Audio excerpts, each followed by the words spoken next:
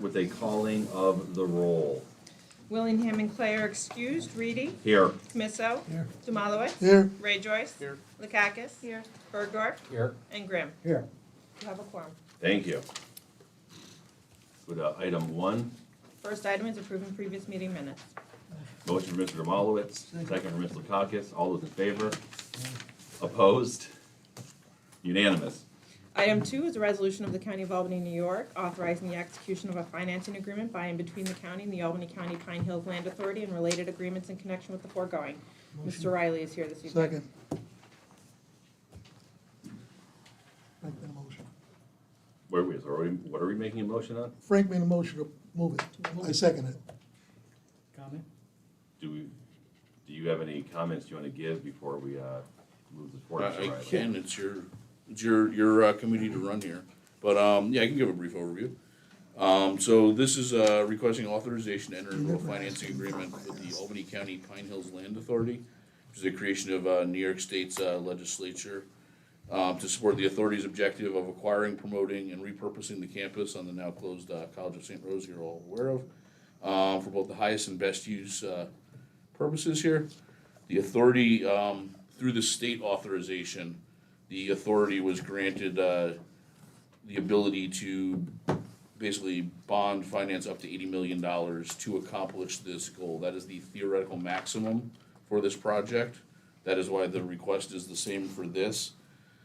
If we get to the point of consummation of this deal, if we get to the point where the authority makes a bid to the bankruptcy court that is accepted or negotiated, however we get to the finish line on that, then that would be the amount bonded, and it would be less than the 80, is my guess. But rather than, either handicap ourselves or, transmit the size of the bid that would be anticipated, we've left that at the full amount authorized. Thank you, Mr. Riley. We have a motion on the floor. We do have a question for Mr. Bergdorf. Go ahead, sir. I'm gonna vote against this, but I will save my comments for the floor. Thank you, sir. So we are not stuck here on this rainy night. All those in favor? I have a question. Mr. Grimm. Thank you, Mr. Chair. We're really holding the bag for 80 million. I mean, the county's responsible for the money. If that amount is what's bonded, but as I said, that's the absolute most that can be bonded. It's entirely a city property. Why wouldn't the city also share some of the risk? That would be a question for the city. Well, but the presentation is for the county to carry Because all the the state risk. authorization granted the county this authority. So this is the path we have to go down. All right, thank you. All right, we have a motion on the floor. All those in favor? Aye. Opposed? Nay. 2 nay votes. The motion carries. Thank you very much. Thank you, Mr. Riley. Items 3, 4, and 5 are tabled at request of sponsor. Item 6 is a public hearing on proposed local law number S for 2024, local law of the County of Albany, New York, amending the Albany County Charter, and local law number A for 1993 is amended to adjust the monetary threshold of the Board of Contract Administration. Chairwoman Cunningham is here. Thank you. Madam Chair. This is an issue that we've talked about prior. It would raise the cab limit and adjust it for CPI each year and kind of keeping it up to date. It hasn't been modified since 1993, is that right? Yeah. It was a charter reform recommendation and in answer to a question that had come up in rules reform, I don't think here, about what does not go to cab. So things that don't go to cab are things that obviously are above the threshold, which we're proposing to modify. That would go to the legislature. Any bonds or bonding authority, real estate transfers, or any intermunicipal agreements. Thank you. In the CPI. Yeah, and then, I did say this. Motion moved. Got a motion for Mr. Demalowitz to move, second for Mr. Kmiso. All of those. Oh, I apologize. We need a motion to amend the date on this. Can I get a motion for that, Mr. Demalowitz? Second for Ms. Lakakis. This is just for the public hearing? This Yeah, is- but right now we're have a motion to amend the date on this. All those in favor? Aye. Aye, opposed, unanimous? Excuse me. Did we do number 7? No, we're not there yet. Next No, we're one. on number The 6, next sir. one. Okay, I'm sorry. No, you got it. Okay, I'll take a motion. Mr. Demalowitz, second. Ms. Lakakis, all those in favor? Aye. Opposed? Unanimous? Items 7 and 8 are tabled at request of sponsor. Item 9 is authorizing an agreement with the New York State Board of Elections regarding the ballot by mail grant program. Ms. Bleddy is here this evening. Yes, good evening, everyone. This is a grant we're receiving from the State Board of Elections. I am seeking approval to enter a contract with the State Board of Elections. It's in the amount of $123,000, $995. The term of the contract is April 1st, 2024 to March 31st, 2025. This grant will help offset a lot of the costs that we have, that we're seeing with increased postage requirements. For example, paying for postage for absentee ballots and for envelopes and any other ancillary sort of items that we need. Thank you, Commissioner. Motion. Second. Motion for Mr. Demalowitz, second for Mr. Commisso. All those in favor? Aye. Opposed? Unanimous? Item 10 is authorizing an agreement with the New York State Board of Elections regarding the electronic poll book grant program. So this grant, the term of the grant is the same, April 1st, 2024 to March 31st, 2025. The amount of the grant is $236,701. This grant will help pay for the replacement of electronic poll books that we use to check in voters at the polling place. Our poll pads are old, believe it or not. Anything that's over 2 years old is old. But more notably, once they can't do iOS updates and are incompatible with our software programs that we use, we have to update them. So this will help offset some of those costs. Thank you. Motion for Mr. Commisso. I got a question on this.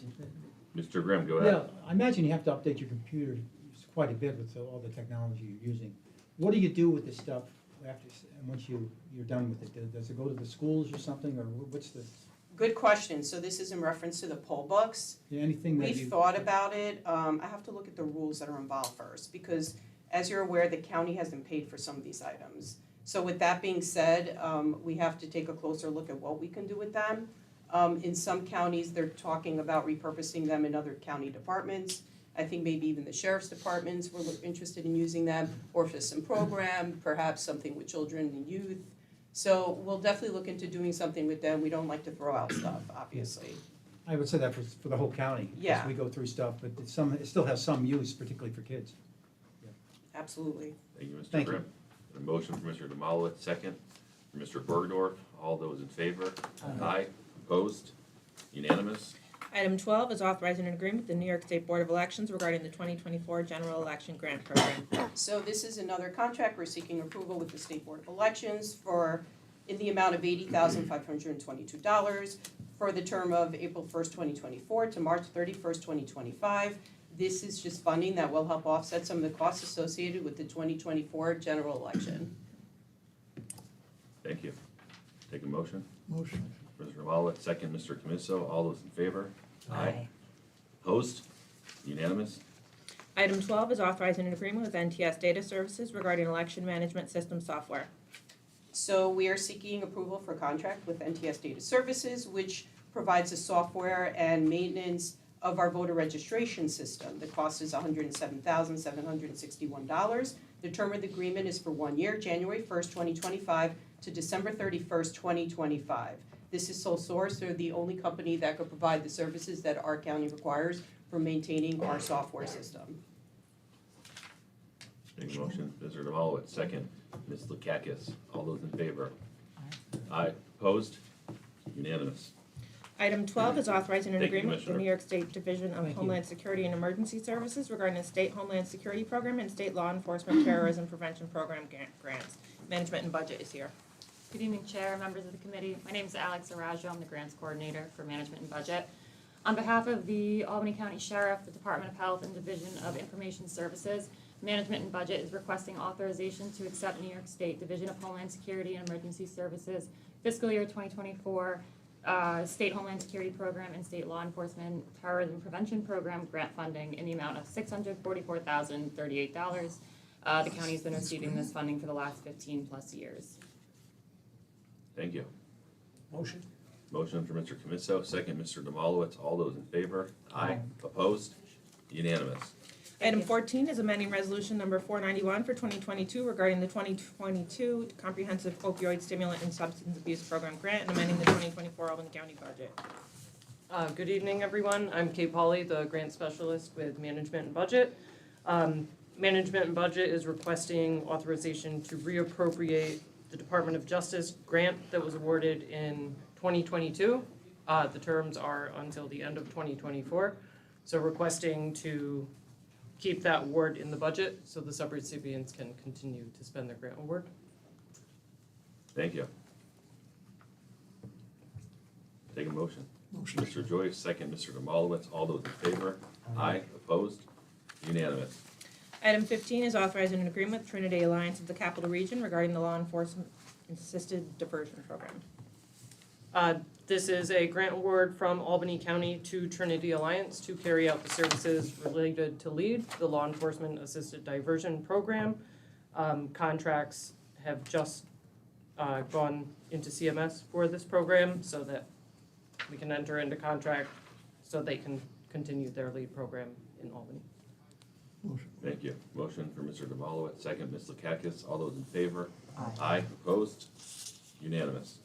Item 16 is authorizing the allocation of ARPA funds and local fiscal recovery funds for the Tranche 1 Revenue Replacement Project and amending the 2024 Albany County budget.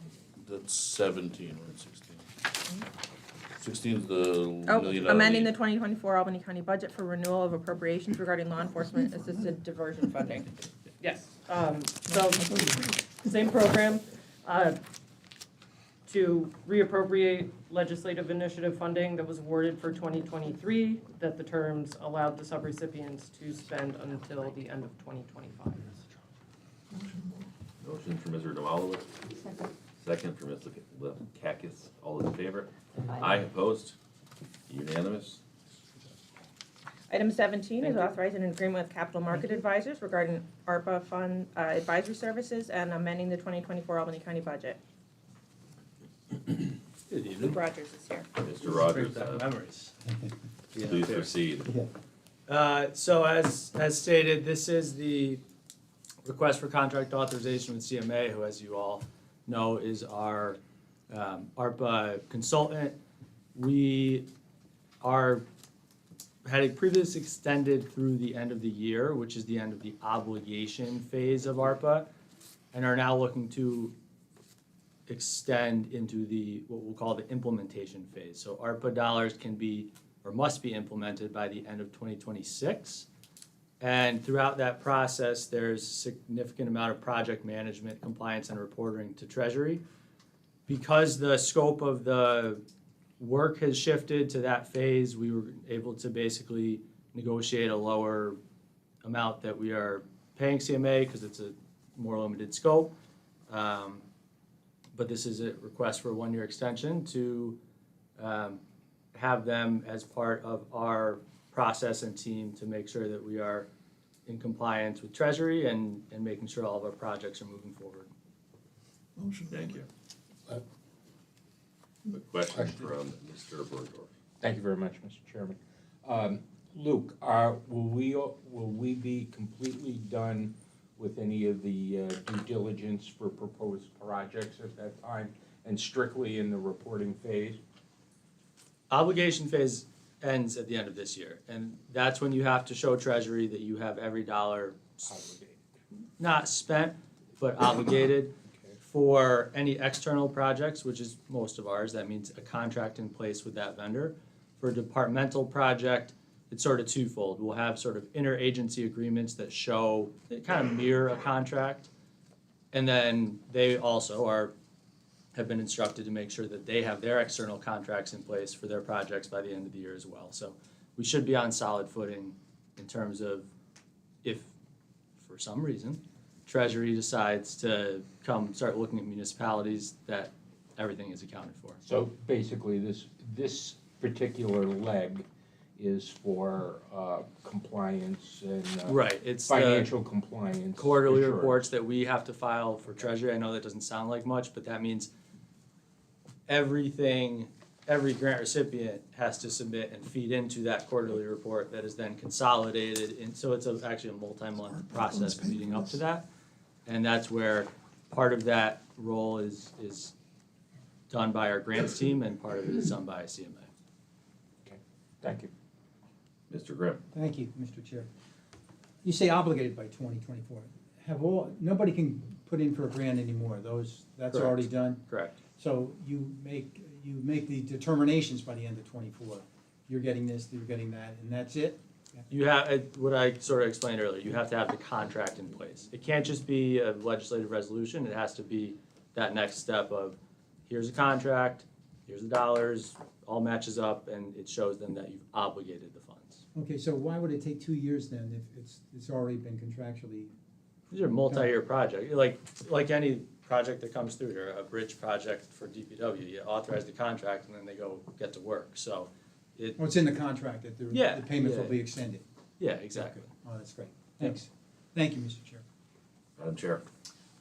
So the ARPA Executive Committee, what role would they play in this next kind of compliance and oversight piece? I'd like to see that group continue to convene at a minimum, I mean, ultimately, that's up to the executive committee, but at a minimum on a quarterly basis, kind of mirroring the compliance check-in and look at the compliance, it's very important, but also, the executive committee has a broader perspective of like, what's the actual impact that we're seeing, and so, I think that at least quarterly to convene on those two things, and I'll be honest, over 2 years with 150 projects, there might be some amendments, there might, things happen, there might be some changes, so it probably makes sense to have that quarterly, and then, as needed, the group can be convened if there has to be a tweak to a project or things like that. Yeah, sounds good.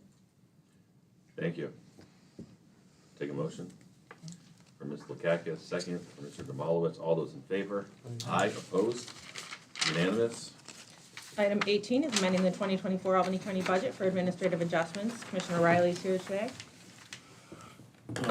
Mr. Chairman, members of the committee, this is the annual cleanup, for lack of a better descriptor. You've heard a couple of the other separate elected offices come up tonight already and do similar. Basically, what we do is any lines that are currently negative or forecasted to go negative, we forecast out what we're gonna need for the end of the year. We find lines that were underutilized throughout the course of the year. The kind of balancing act, so when the comptroller goes and closes her books, it's not millions swinging back and forth. Thank you. Motion. Just a Motion. question, Mr. Chair. I'm Go going ahead, through all the Mr. numbers here, Dave. 3.9 million that's a pretty substantial number. What would you say, in summary, what's the main purposes for the transfers? Is there some big ticket items here? Because you got. Probably the biggest would be the return to competency, the inpatient hospitalization and mental health. Can you, more about that? It's an unfunded mandate from the state. We used to have to pay 50% of the entire medical cost to basically prove competence to stand trial for a defendant if they claimed insanity. Now we have to pay 100% of that. So that's a big piece of it. I can go through it with your office. It's not I a, just want the big, summary wise, because there's quite a few here. It's 2/3 of it. yeah.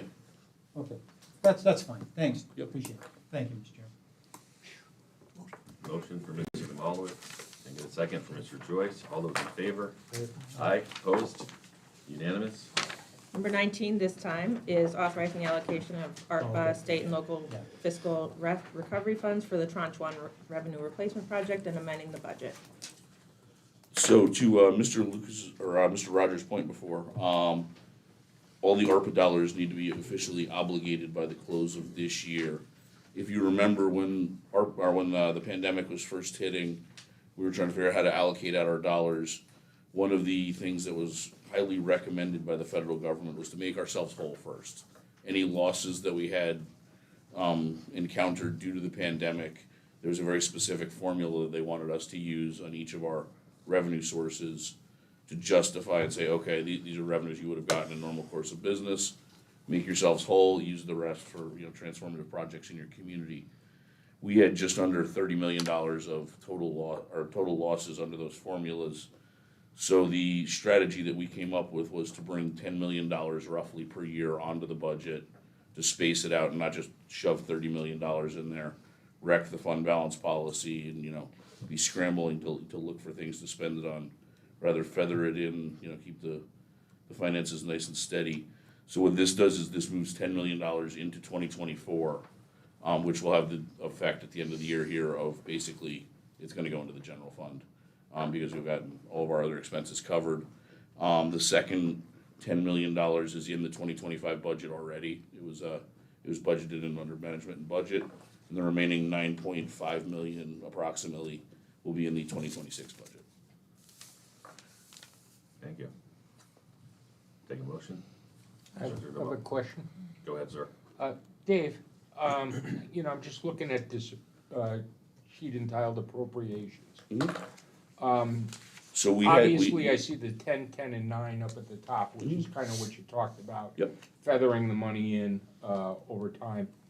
What about all these other lines that show an increase and a decrease? Are these just So title changes? because they were already funded, if we were to double the funding, it would show double in the budget, and it would basically increase the size of the budget by $10 million.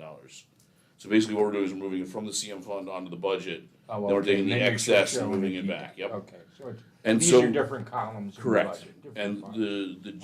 the job functions that were picked there, they had to be functions that were 100% county. The recommendation from Treasury was take jobs that are 100%, 100% county funded, that are, used by municipalities everywhere, the most vanilla things you can get. They said police officers, account clerk, it can be anything, it doesn't matter what it is, just it can't be funded by another source. Thank you. Motion from Mr. Demolowitz, second from Mr. Joyce. All those in favor? Aye. Opposed? Unanimous? Item 20 is authorizing a correction to the tax roll for the city of Albany. Mr. McGuire is here. There you go. Go ahead, Mr. McGuire. Good evening, everybody. Great. City of Albany seeking a correction to a 2023 tax bill for 166 Dove Street. The property was eligible for a historic property tax exemption, but the exemption was not applied to the 2023 school tax bill. That 2023 school tax bill went unpaid, has since been turned over to the county for collection. As we are now collecting the bill, the county legislature has the authority to correct this erroneous delinquent tax bill. And I'm requesting your approval to correct the tax bill and issue a corrected bill in the amount of $590.80 plus any applicable interest and penalties. Motion. Second. Motion from Mr. Canisso, second Ms. Lakakis. All those in favor? Aye. Opposed? Unanimous. I have a point of information question. Please go ahead. Didn't we cede to Mr. McGuire's office the ability to do certain transactions up to $1 figure? It just strikes me that here with a $500 item, I just wonder why something like that wasn't included in that. Absolutely. The legislative authority allows me to do corrections of up to $1,000. The original bill was $2,859, so the difference is greater than $1,000. So, Oh, okay. yeah. Better consider that $1,000. That being said, the current statutory limit for that is $2,500, and that does get adopted every year, and typically in January. So if you were looking to increase that authority to a greater amount than $1,000, January might be an appropriate time to do that. Thank you. What would you recommend? Would Yeah, you what makes recommend it? sense? Well, Good information. I can come back to you with a recommendation based upon the amount of corrections that we've had and the ones that I've actually approved for over the course of the last couple of years, and then give you a number. Yeah, I'd like to So, see that. Yeah, absolutely. Please Can do. Yep. 21 is authorizing corrections to the tax roll for the town of Guilderland.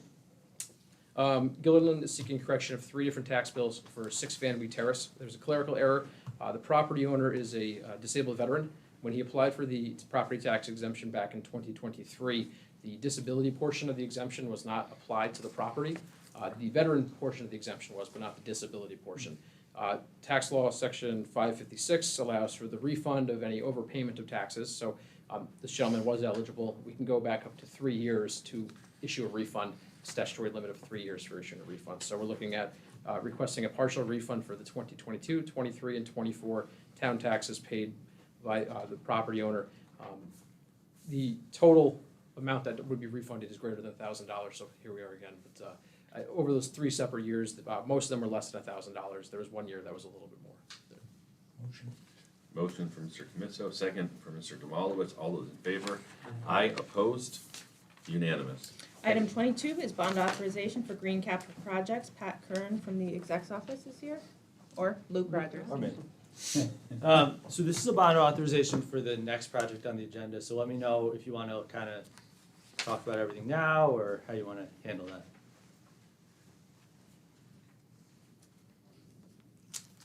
I say we talk about this later. Or, I'm sorry, what was your question, Luke? The bond authors, obviously, there's a Oh. detailed conversation about I'm the sorry, project. let's take both of these at the same Kind time. of together, okay. All right, so I'll just speak generally about this project. Obviously, part of the request tonight is the bond authorization, and part of it is the contract authorization. So, I think a little over a year ago, we went to the CAB committee and got approval for basically a feasibility study and preliminary design for a conservation project that would include solar carports on top of the MVP garage and the addition of 52 charging stations at the garage. It's kind of best to think about this project in actually three ways. So the solar is one, the charging stations are two, and the third is the expansion of the electrical infrastructure, which currently the garage is basically tapped out. If we wanted to do anything else there that required power, particularly add charging stations, there's no more capacity to do that. So what this project would do is bring the necessary power with, working with National Grid to the garage, install the solar array, and install the charging stations, which would be like 2/3 for our fleet and about 1/3 for increased public electric charging stations at the garage. So this does, just to make sure everyone has an understanding of this, use a contracting mechanism that we've used before but is not what we use all the time, which is called the UESC. It is I sent a memo around, I don't know if it was fully circulated, but just to walk through it a little bit. It's a contract through your local utilities that municipalities can use for energy improvement projects, where basically the utility pre-bids the consultants who do the design part, and then, excuse me, and then you work with them to bid out the project through the UESC. So our job was basically to make sure that all of the county's requirements, so prevailing wage, apprenticeship, MWBE were included in that process. They have now done that preliminary bid, and so we have cost estimate and are seeking to, based on what we think is favorable, seeking to move forward. This is a little bit different than the project that we did out in Colony, which was a power purchase agreement, where we did not own the array. We own the land, but we don't own the array, we buy power from it. In this case, we own the infrastructure. And so our cost, in this case, is the upfront cost, and then our savings is the power that we don't have, basically the revenue that we get for the power that is produced over the next 30 years. So on the cost front, this is estimated to have about a 20-year break-even point. So after 20 years, it pays for itself, and then the remaining 10 years of the life of the array are profit or positive, I guess, to the county. So we view that for this type of project, that's a positive return. And the reality is, if we ever want to add more charging stations or whatever it is there, you're gonna have to invest multiple millions of dollars to get the power to it. This is a way to get the power to it in a way that pays back over time, because we're doing the solar array and the infrastructure improvements and the charging stations at the same time. So we think it's a good project, and this is the authorization, obviously, the bond authorization, and then the authorization to move forward to full design and construction. Mr. Bergeron. Conceptually, tell me if what I'm thinking is accurate. Mhm. So the rooftop of the parking garage there. Yep. You're gonna have a solar array, and then you're gonna have 52 charging stations. Spread throughout the floors, yeah. Oh, throughout the floors, Yep. it's not all Yep. on the roof? They're not directly connected. That was honestly the way I originally thought about it. They're part of the same project, but they're sort of separate as well because of the nature of the electric grid. They're happening at the same time, they're part of this project, but the solar is carports on the roof, so you're not losing any, there's maybe one or two where there's beams, but you're not losing any parking spots. And then we worked with, obviously, our engineers, their engineers, to figure out, and the arena for that matter, to figure out the best place to spread out the charging stations that work for us, work for the public. And so it's, I think there's a map in the backup of sort of how they're spread, but that's the idea. Well, okay, so 52 stations, and you say maybe 40 of them are for county use?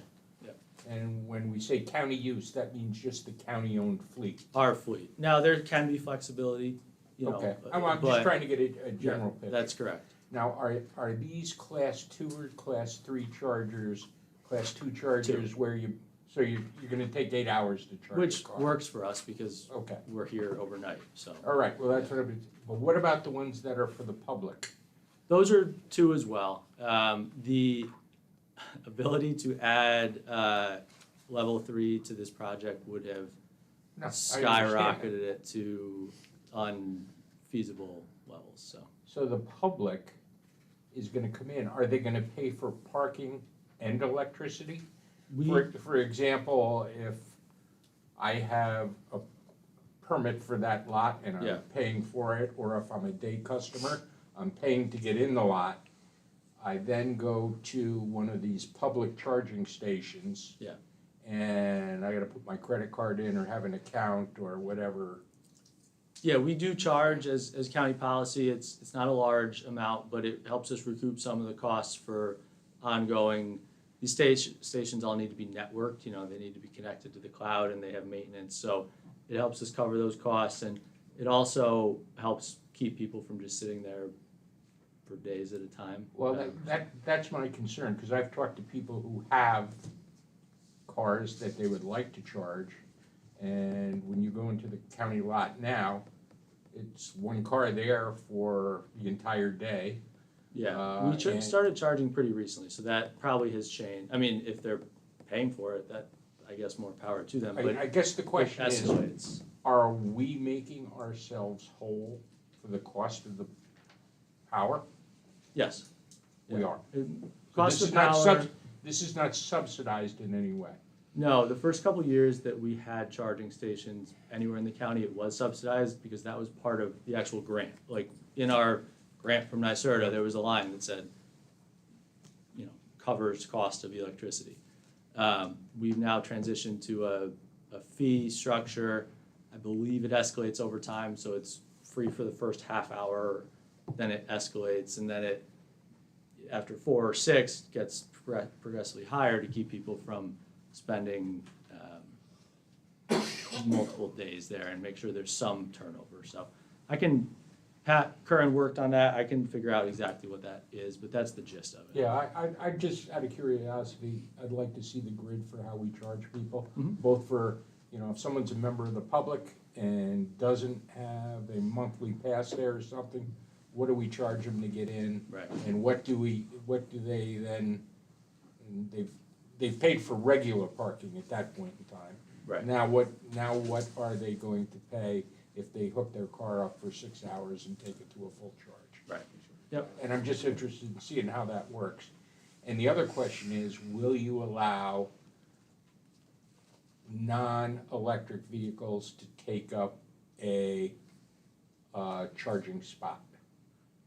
You typically try to avoid that as we get more and more. Well, most of these are county, so it's really not gonna be much of an issue. You know, you're talking 20 or so public spots in the entire 1,000, but it's something to think about. I mean, Okay, you I just- kind of try and shy away from it, but if you know, if the whole garage were converted, then yeah, you'd have to account for the fact that people are gonna need somewhere to park, so.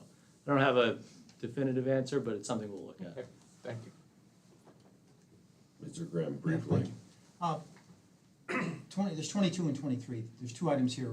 The first one is 100% county funds, the bond authorization. according to the backup. And on 23, it's 50% federal and state and 50% county. Can you explain the differences there? Just the nature of how those RLAs, like a bond, we're paying for it all up front, but we're getting reimbursed through incentives for about 50% of the project. So we will outlay 8 million, I'm using round numbers here, but we'll outlay 8 million for the project. We'll get approximately 4 million back in grants.